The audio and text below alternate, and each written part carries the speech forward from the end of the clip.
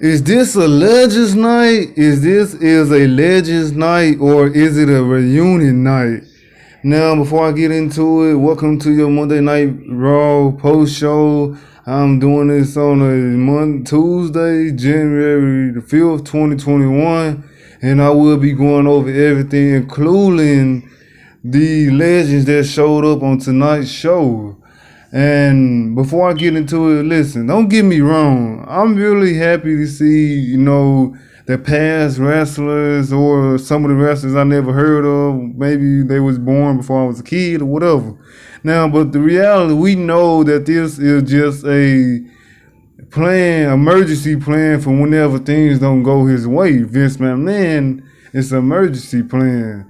And we know that these don't always help the show. It might help it a little bit, but in reality, it's really not helping. This is really a desperate attempt for Vince McMahon to let the USA company know, let them know that, hey, we are still going up.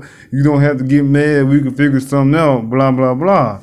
And that is really not a good thing, because usually when he brings these legends back, and I quote legends, then they take over, the young stars spotlight or, their future. So it's really a bad look on both of the legends and Vince McMahon. But does he care? No, he do not care. Now, I will currently be going over the legends that showed up on Monday Night Raw, and some of them that was advertised wasn't even showed up on the Monday Night Raw. And I understand, maybe they didn't want to come, maybe they didn't have enough time to put all of them on here, but they did show up, some of them at the end of the show. So let's get into these legends. Okay, we got Alicia Fox. Now, do I consider her as a legend? No, I do not. Just because you running with the company for a while does not really make you a legend. We got Teddy Long, holla player. We got the Boogeyman. We got Tori Wilson. We got the Big Show. We got Booker T. We got Hulk Hogan. We got IRS. I really don't know who that is. He will show up later in the post show. We got JJ, we got Jeff Jarrett, Jimmy Hart, Mark Henry, Melina, Mickey James, Ric Flair, Sergeant Slaughter, Tatanka, and Ron Simmons. Now those are all the legends that appeared on tonight's show. And I believe they didn't really do much. They were just there, like, for no reason. They were just there just to sit there on camera and maybe do a little 1 minute segment. But that was really all. I think this whole thing was a waste of time. But let's go ahead and get into the show. Okay, Hulk Hogan, he starts off the show saying, just introducing himself. Now we got The Miz and John Morrison coming out on Miz TV. They talks about how he's glad this gonna be his year, and how he got the Money in the Bank briefcase back. He introduced the Raw show. He talks about everything that's happening on the show. He, basically what he did was he just advertised what's going on for tonight's show. Then he talks about how he will be WWE champion, but that is not happening anytime soon. The New Day comes out. They talks about they're gonna have their own game and their own show. The Miz gets mad and talk about how he tired of them mocking him in his show. They went back and forth. Then Teddy Long comes out. Okay, so Teddy Long, he interrupts and says Miz and Morrison will go on one-on-one with The Undertaker. But Adam Pearce informed Teddy Long that The Undertaker is retired, so he books a tag team match between these two guys. And then John Morrison New Day beat The Miz and John Morrison. Now, I don't know what was the point of New Day winning. I mean, don't get me wrong. The New Day is good, but if you're going to put the Money in the Bank back on The Miz, at least make him a threat, or stop putting him in these positions only just to make him lose. It doesn't make any sense to me. Now, I give this match a rating 7 out of 10. It wasn't nothing special. It was a decent match. It wasn't really nothing to talk about. just a back and forth match, nothing really important.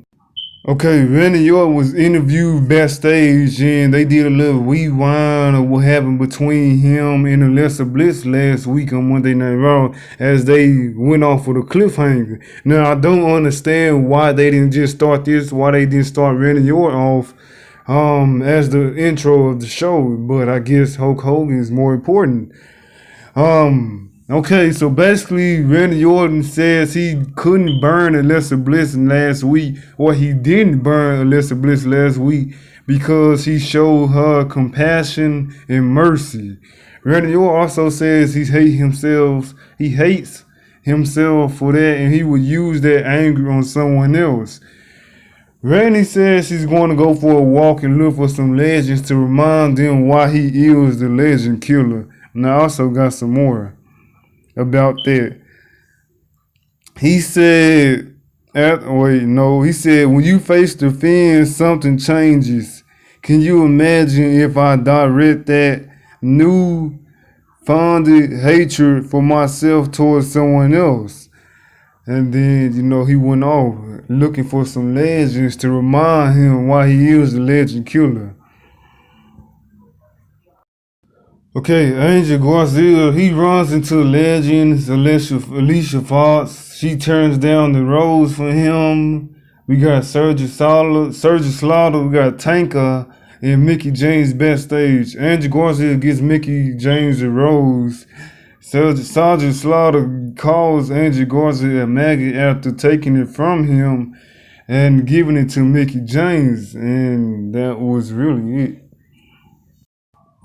Okay, we got AJ Styles versus Elias in another match. AJ Styles announced he will be competing in the Royal Rumble match. Now, these guys had a 14-minute match last week, and in my opinion, it was a great match. I give it a 7 out of 10. But this match tonight, last week match, I give it an 8 out of 10. This week, I give it a 7 because just so. Now AJ Styles beat Elias with the Styles Clash. I don't know why they had another match. Maybe they continue the feud. I don't know. But after when he beat Elias, Jackson Riker tries to come in from behind and hit AJ Styles with the guitar. But on this, he saved AJ Styles by moving him out the way and shielding him with his leg. Like he big booted the guitar in half with his foot. And Elias and Jackson Riker got out the ring looking all confused as they never seen a big booted something. So they outside the ring staring at each other. I don't know if they will continue the feud. But that was that for that match. I give that match a 7 out of 10. It was a solid, decent match. Hopefully they do more with Almas. I hope I'm saying his name right. Okay, now before I get into this segment, I just want to say, what is up with Randy Orton bullying these legends? You might as well just call him the Legends Bully instead of the Legends Killer. Now, he was trying to provoke this show and making him doing something. But, he was just bragging him saying and he'd be ashamed if he couldn't get back in the ring. He the reason that Big Show couldn't do nothing. He the reason his career over thanks to him. He just provoking him and telling him that he can't do nothing. So he choked him and grabbed him. And Big Show just sat back down looking at him. And I was like, wait a minute. So he literally just bullied a 7-foot giant into sitting down. So that was kind of, crazy in my opinion. But, they trying to give him some more momentum and going into this feud with the Fiend. So I actually liked it that segment. It was just kind of confusing.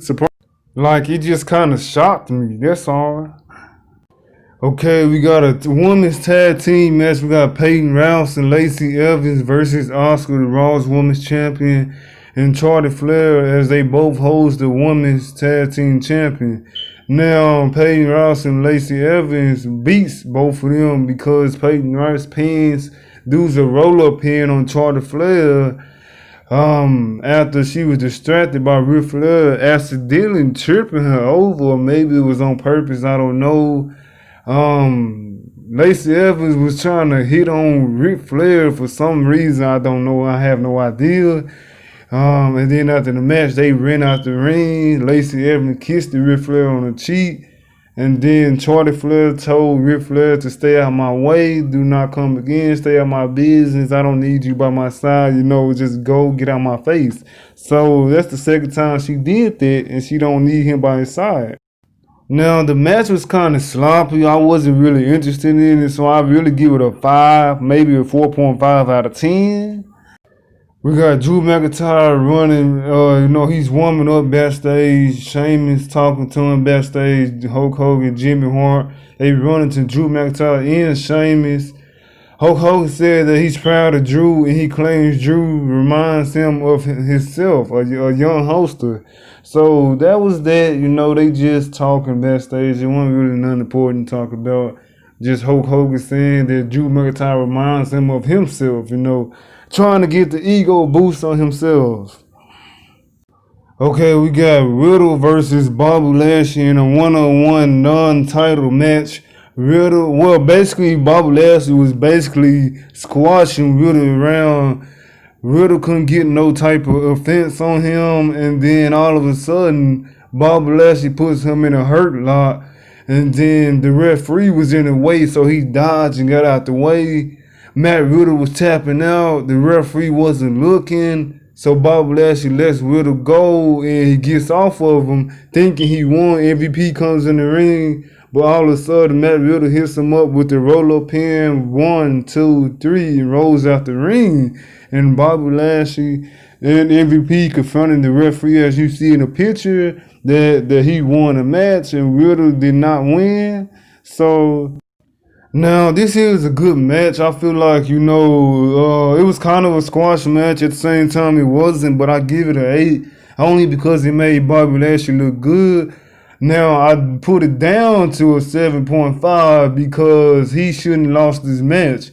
You make Bobby Lashley into this dominant beast and have him lose to a roll-up, and I feel like he shouldn't took no loss, and he haven't took a loss since he had that match with Drew McIntyre Backlash for the WWE Champion. Now, is that really what you guys want to do? Make him seem less threatened because he lost to a roll-up pin and couldn't kick out?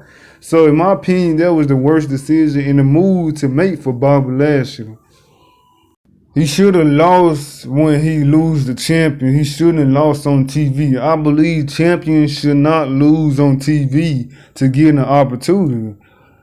I'm kind of disappointed because they could have put Riddle in a one contender match for the United States Champion against Bobby Lashley and Warrior Woman. Maybe a triple threat, maybe a one-on-one, a fatal four-way. He did not need to beat Bobby Lashley to get a one contender match for Bobby Lashley against the Warrior Woman. But this is just lazy booking and they need to do better. Hopefully Bobby Lashley regains from that loss and he beats Matt Riddle at Royal Rumble. Okay, now we got Mark Henry rolling on a scooter where he got everybody thinking that he was hurt, but apparently he wasn't because he was walking at the end of the show. But now, Randy Orton announces his entry into the Royal Rumble match. Randy Orton mocks Mark Henry on the scooter.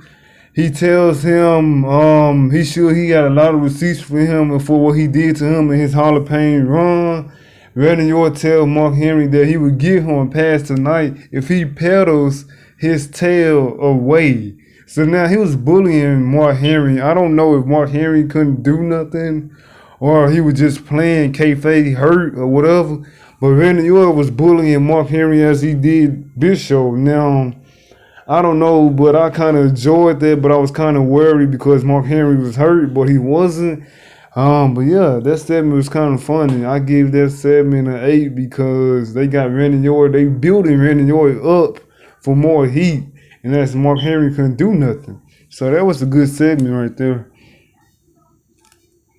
Okay, so basically, Daniel Brooke was a part. Well, no, Shannon Blazer was supposed to go against Manny Rose, but Manny Rose, Shannon Blazer, she attacked Manny Rose from behind doing her entrance. So I guess Manny Rose was at the picture. Then Daniel Brooke came in and said she would face her. And then Shannon Blaze has put Danny Brooke in a clutch submission. And I guess she didn't know, but Danny Brooke has roll up hand her 1, 2, 3, but she still was in the submission. Mandy Rose come out to save them, and then they run her away. Now this was kind of boring. I didn't really watch it because I was on my phone most of the time, but hopefully they do more and better with Shayna Baszler. You know, they need to redeem her character. They just need to reboot it. They need to rebuild her from the scratch because they just killed that character off. So I don't have no interest in that. Let's go to the next one. Okay, we got RIRS, we got Molly Holly, and we got Ric Flair talking, but Randy Orton shows up to talk to Ric Flair. And he basically was just saying that he's a pathetic old man. He says he taught him everything, but he said he's only relevant because of his daughter, Charlotte Flair. You know, he's making remorse about him, saying he's not his old self again. He's just a name and the look, but he not even, you know, he's not relevant anymore. He's only relevant because of Charlotte Flair. And he said he appreciated everything he taught him, but he doesn't need him, and he's just a pathetic old man. Okay, we got Randy Orton and Jeff Hardy. They fought, they brawled, they back and forth, hitting each other. During the match, Randy Orton decided to mess with Jeff Hardy's ear again. The last match they had was at Hell in a Cell with Jeff Hardy and Randy Orton went against each other in a Hell in a Cell match. Now, Jeff Hardy tries to go for the twist of fate, but Randy Orton countered it, and hit the RKO for Randy Orton to get the 1, 2, 3 pin for him.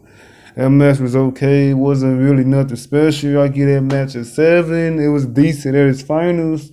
It's just the same predictable match. They do the same moves as they did for their last match. So it was good, Randy Orton getting the win. But what's next for Jeff Hardy? Is he just there to put people over?